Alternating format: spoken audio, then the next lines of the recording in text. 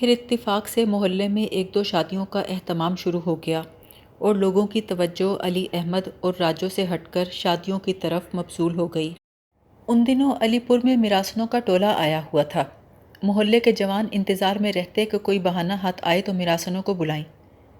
عورتوں کو یہ بات پسند نہیں تھی، لیکن شادی بیاہ کے موقع پر وہ زیادہ روک ٹوک نہیں کر سکتی تھیں۔ محلے کی لڑکیاں چکوں اور دروازوں کے پیچھے چھپ چھپ کر گانے سنتیں۔ صرف چند لڑکیاں تھیں جو ایسے موقع پر خوش دکھائی دیتیں، اور شہزاد ان میں پیش پیش تھی۔ شہزاد کی شوخی دیکھ کر محلے میں چیمے گوئیاں ہوتیں۔ ایک کہتی، بہن خاندان کا اثر نہیں جاتا، گانے والیوں کے ساتھ بیٹھ کے خود بھی گاتی ہے، سنا ہے اپنے بیاہ پر بھی گا رہی تھی، توبہ ذرا جھجک نہیں ہے۔ دوسری کہتی، چاچی میں کہتی ہوں یہ چیزیں تو خون میں ہوا کرتی ہیں۔ چاچی کہتی، سچ کہتی ہو، زمانے کو دیکھ کر حیرت ہوتی ہے۔ ابھی تو دیکھتی جاؤ، ابھی دیکھا ہی کیا ہے۔ اے بہن اللہ نہ کرے، اس سے تو اچھا ہے اللہ اٹھا ہی لے۔ شہزاد غیر برادری کی لڑکی تھی، محلے کے طور طریقوں سے واقف نہیں تھی، اور واقف ہونے کے بعد بھی اس نے ان طور طریقوں کو اپنانے کی کوشش نہیں کی تھی۔ جب شہزاد بیاہ کر آئی تو محلے والیاں دانتوں میں انگلیاں ڈال کے کھڑی رہ گئیں۔ شہزاد نے کبھی ان کی حیرانی کو اہمیت نہیں دی تھی۔ اسے کبھی محسوس ہی نہیں ہوا کہ محلے والیاں اس کی حرکات کا باغور جائزہ لیتی ہیں۔ وہ چلتے پھرتے شور مچاتی تھی، کبھی ایک سے اور کبھی دوسری سے بات کرتی تھی۔ اس کی یہ عادت اور اس کی ہنسمکھ طبیعت محلے والیوں کے لیے ایک نرالی اور انوکھی بات تھی۔ وہ دبی دبی آواز میں اس کے بارے میں سرگوشیاں کرنے پر مجبور تھیں۔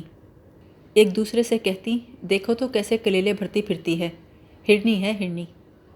اکیلی شہزاد کے متعلق سرگوشیاں کرنا مشکل تھا۔ سرگوشیوں میں جب تک دو نام نہ ہوں لذت پیدا نہیں ہوتی، اس لیے آہستہ آہستہ شہزاد کے ساتھ رفیق کا نام شامل ہو گیا۔ شاید رفیق کی طرف انگلیاں نہ اٹھتیں، مگر مشکل یہ تھی کہ چھوٹی سی عمر میں رفیق کی شادی ہو گئی تھی، اور سکینہ اس کی ہر حرکت پر کڑی نگاہ رکھتی تھی۔ رفیق کپڑوں پر عطر لگا کے باہر جاتا تو سکینہ کسی منڈیر سے اسے چھپ چھپ کے دیکھتی۔ اصل میں آصفی محلے کے زیادہ تر لوگ قدامت پسند تھے، لہٰذا رفیق اور سکینہ میاں بیوی ہونے کے باوجود بڑوں کے سامنے آزادی سے بات چیت نہیں کرتے تھے۔ رفیق کو اگر رومال بھی دھلوانا ہوتا تو وہ اسے پکڑ کر چھت کی طرف گھورتے ہوئے گنگناتا، میں کہتا ہوں یہ رومال دھو ڈالنا آج۔ یہ کہتے ہوئے وہ سکینہ کی طرف قطعی نہ دیکھتا، اور چولہے کے قریب بیٹھی ہوئی سکینہ ہنڈیا میں جھانکتے ہوئے کہتی، رکھ دیجئے۔ رفیق کسی مداری کی طرح رومال گرا کے چلا جاتا، اور سکینہ لمبا گھونگھٹ سنبھالے آتی، گرا ہوا رومال اٹھاتی اور اس سمت قطعی نہ دیکھتی جس سمت میں رفیق گیا ہوتا۔ خاندان والوں کی موجودگی میں سکینہ اپنے شوہر کو نیچی نظروں سے دیکھنے کے سوا کچھ نہیں کر سکتی تھی۔ اس کے برعکس شہزاد ہر ایک سے سر اٹھا کے بات کرتی تھی۔ اگرچہ رفیق اس سے بات عزت سے کرتا تھا، لیکن اس کا بہانے بہانے سے شہزاد کے ہاں جانا کہ چچی کچھ منگوانا تو نہیں، بازار جا رہا ہوں، چچی بازار میں بڑے اچھے چاول آئے ہوئے ہیں، چچی چائے بڑی سستی مل رہی ہے، ان باتوں میں سکینہ کوئی مقصد تلاش کرنے کی کوشش کرتی۔ رفیق کو شہزاد کے قریب کھڑے باتیں کرتا دیکھ کر پریشان ہو جاتی، دل ہی دل میں اندازے لگاتی، اکیلے میں بیٹھ کر آنسو بہاتی، اور محلے والیاں اسے غمگین دیکھ کر چیمے گوئیاں کرتیں۔ رفتہ رفتہ ان چیمے گوئیوں میں رفیق اور شہزاد کے نام سنائی دینے لگے۔ ان ہنگاموں میں ایلی کی چھٹیاں ختم ہو گئیں اور وہ امرتسر چلا آیا۔ ہاسٹل کے کمرے خالی پڑے تھے۔ مولا داد کرکٹ کے گراؤنڈ میں کھیل رہا تھا، شفیع باقی لڑکوں کے ساتھ دیکھ رہا تھا۔ ایلی گراؤنڈ میں جانے کی بجائے آصف کی طرف چلا آیا۔ دیر تک آوازیں دینے کے بعد آصف کا نوکر نیچے آیا۔ ایلی نے پوچھا، آصف صاحب ہیں؟ نوکر نے کہا، جی میں دیکھتا ہوں۔ اس سے پہلے ایسا کبھی نہیں ہوا تھا، اس کی ایک آواز پر آصف ابھی آیا کہہ کر نیچے آ جاتا تھا۔ کچھ دیر بعد نوکر نے آ کر کہا، جی آئیے۔ آصف کی بیٹھک بدلی بدلی سی لگ رہی تھی۔ کمرے میں پلنگ، کرسی اور میز اپنی اپنی جگہ موجود تھے، لیکن کچھ عجیب سی ویرانی محسوس ہو رہی تھی۔ ایلی نے حیران ہو کر ادھر ادھر دیکھا، یہاں پہلے تو اتنا اندھیرا نہیں تھا۔ اس نے غور سے دیکھا تو معلوم ہوا روشن دانوں کو ٹارٹ لگا کے بند کر دیا گیا تھا۔ کچھ دیر بعد آصف بیٹھک میں داخل ہوا۔ وہ چہرے سے پریشان دکھائی دے رہا تھا۔ ایلی تم آ گئے، مجھے لگتا تھا تم کبھی نہ آؤگے۔ اس کی آنکھ بھر آئی۔ ایلی نے حیرانی سے پوچھا، تمہیں کیا ہوا، بیمار ہو کیا؟ ہاں بیمار ہی سمجھ لو۔ کیا تکلیف ہے؟ تکلیف نہیں ہے، روگ لگ گیا ہے۔ آخر بات کیا ہے؟ بتاؤ تو۔ آہستہ بولو ایلی، کوئی سن لے گا۔ اسی وقت کسی لڑکی کا قہقہا سنائی دیا۔ آصف کا چہرہ زرد پڑ گیا۔ ایلی نے پوچھا، یہ کون لڑکی ہنس رہی ہے؟ آصف بولا، چلو ایلی، یہاں سے چلتے ہیں۔ اتنے میں باہر سے لڑکی کی آواز سنائی دی، کھڑکی کھولو۔ ایلی نے چونک کر پوچھا، یہ ہے کون؟ ایلی تم جاؤ، باہر میرا انتظار کرنا۔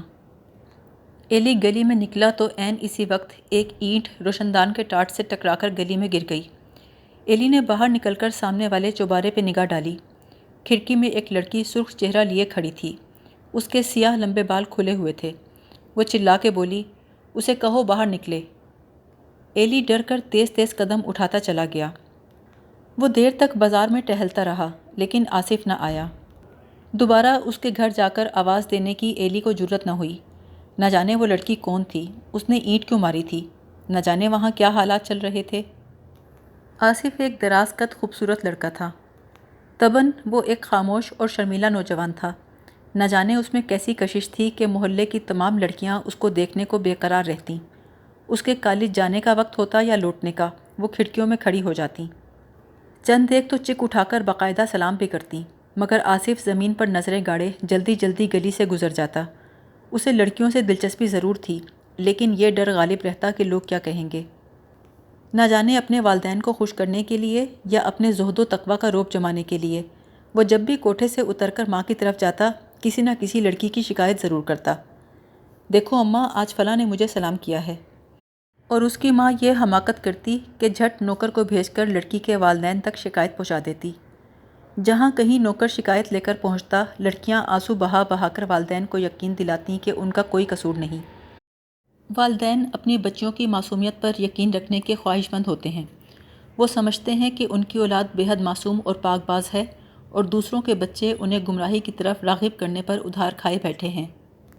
آصف کی شکایتوں کا نتیجہ یہ ہوا کہ لڑکیوں نے تو آنسو بہا بہا کر والدین کو یقین دلا دیا کہ ان کا قصور نہیں، اور محلے والوں کے دلوں میں آصف کے خلاف بغض پیدا ہو گیا۔ آصف کے انتظار سے مایوس ہو کر وہ آغا کے ہاں چلا گیا۔ خلاف توقع اس وقت گھر ویران پڑا تھا۔ ایلی نے دروازہ کھٹکھٹایا تو اندر سے آواز آئی، کون ہے؟ ایلی نے سامنے جا کر کہا، تسلیم۔ وہ دروازے سے پیچھے ہٹ کے بولی، گھر میں اس وقت کوئی نہیں ہے۔ ایلی نے کہا، مجھے کوئی نہیں سے ہی ملنا ہے۔ وہ ہنس پڑی، کوئی نہیں کسی سے نہیں ملتے۔ ایلی نے کہا، دروازے میں آؤ۔ نہیں، میں نہیں آتی۔ اچھا، چلو میں آ جاتا ہوں۔ وہ گھبرا کے بولی، خدا کے لیے مت آنا، گھر والے آنے والے ہیں۔ اچھا وعدہ کرو مجھ سے ملو گی۔ اچھا ملوں گی، تم جاؤ۔ کب؟ کہہ دیا نا ملوں گی، ابھی جاؤ۔ ایلی نے سیڑھیوں سے اترتے ہوئے سوچا، اگر یہ اوپر سے اینٹ دے مارے یا اس کی طرف مینڈک اچھال دے یا کوئی اور شرارت کرے تو زندگی کتنی رنگین ہو جائے۔ اگلے روز آصف کالج آیا تو ایلی نے ایک ہی سانس میں کئی سوال کر ڈالے۔ میں اتنی دیر تمہارا انتظار کرتا رہا، تم آئے کیوں نہیں؟ وہ لڑکی کون تھی جس نے اینٹ ماری تھی؟ تم اتنے سہمے ہوئے کیوں ہو؟ کیا ہوا ہے آصف، بولو نا۔ آصف چپ چاپ کھڑا رہا، اس کا رنگ زرد ہو رہا تھا۔ ایلی بھی خاموش ہو گیا اور دونوں ایک درخت کے نیچے جا کر بیٹھ گئے۔ بڑی دیر کے بعد آصف بولا، ایلی اگر میں زہر کھا لوں تو برا تو نہیں مانو گے؟ ایلی نے کہا، زہر؟ آخر کیوں؟ بس یہ نہ پوچھو، بے عزتی کی زندگی سے مر جانا بہتر ہے۔ اگر میں کہوں کھا لو تو کیا کھا لو گے؟ ہاں کھا لوں گا۔ کچھ دیر دونوں خاموش بیٹھے رہے، پھر ایلی بولا، دیکھو آصف، زہر نہ کھانا۔ لیکن کیوں ایلی؟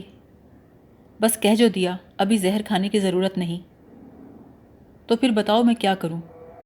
لیکن میں کیا بتاؤں، مجھے کچھ پتہ بھی ہو۔ بالآخر آصف بولا، ایلی اس لڑکی نے مجھے بہت تنگ کیا ہوا ہے۔ کون سی لڑکی نے؟ وہی جو اس روز سامنے والے چوبارے میں کھڑی تھی۔ اس میں زہر کھانے کی کیا بات ہے آصف؟ تمہیں دیکھنے کو تو لڑکیاں چوباروں میں کھڑی ہوتی ہی ہیں۔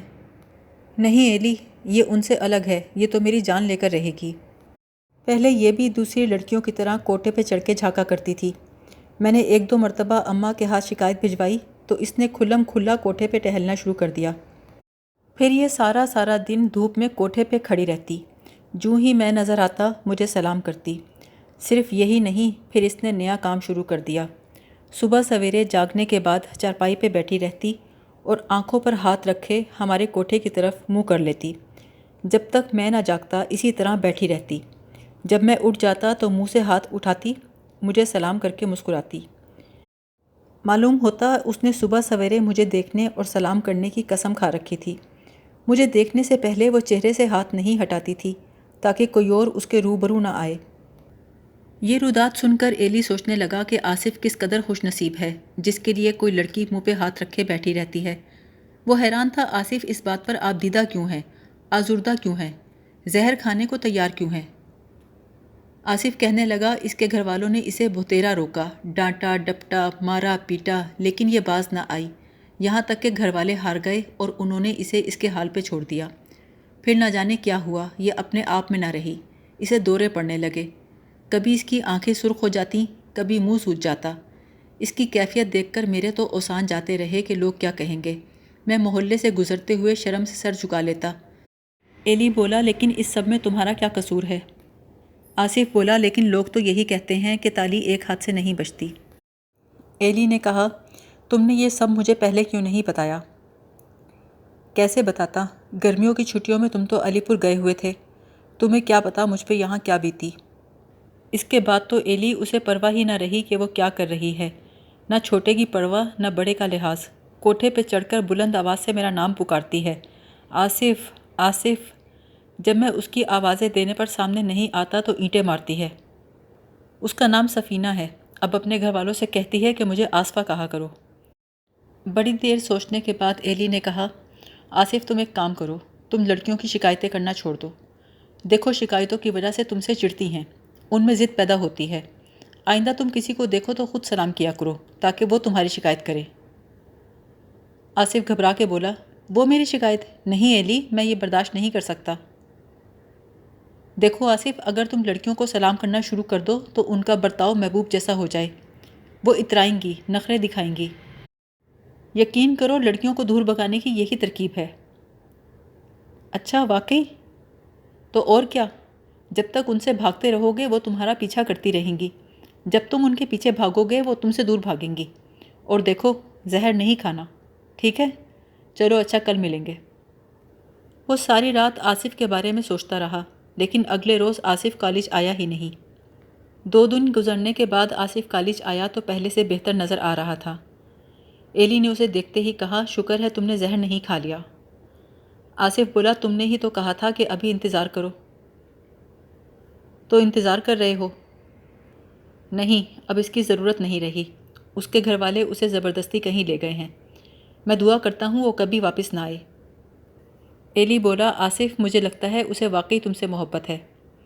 آصف کہنے لگا ایلی اگر یہی محبت ہے تو اللہ بچائے اس سے، توبہ کتنی بدنامی ہوئی ہے۔ ایلی سوچ رہا تھا کاش تسلیم کو بھی آصفہ جیسا کچھ ہو جائے، لیکن مسئلہ یہ تھا تسلیم ایلی کو جانتی تک نہیں تھی، اس سے محبت کیا کرتی۔ دوسری طرف ایلی کے پاس تسلیم سے محبت کرنے کی کوئی وجہ نہیں تھی، اس نے تو آج تک تسلیم کی شکل بھی ٹھیک سے نہیں دیکھی تھی، اسے یہ تک معلوم نہیں تھا کہ وہ کیا کرتی ہے، اس کے مشاغل کیا ہیں۔ وہ تو بس اسے علی احمد سے بچانا چاہتا تھا اور خود کو یہ فریب دیے جا رہا تھا کہ اسے تسلیم سے محبت ہو گئی ہے۔ جب پہلی بار امبالہ میں اس نے تسلیم کو علی احمد کے کہنے پر برقعے کا نقاب الٹتے دیکھا تھا تو دل ہی دل میں ڈر گیا تھا۔ اس نے قسم کھائی تھی کہ اسے سارا اور صبورہ بننے نہیں دے گا۔ صبورہ کے بارے میں تو ایلی کو کچھ پتہ نہیں تھا کہ وہ کہاں گئی، لیکن سارا کی تباہی وہ اپنی آنکھوں سے دیکھ چکا تھا۔ جن دنوں رفیق اور یوسف تار کا کام سیکھنے امبالہ آئے ہوئے تھے، ایلی شام کو ان کے ساتھ ہی گھومتا پھرتا تھا۔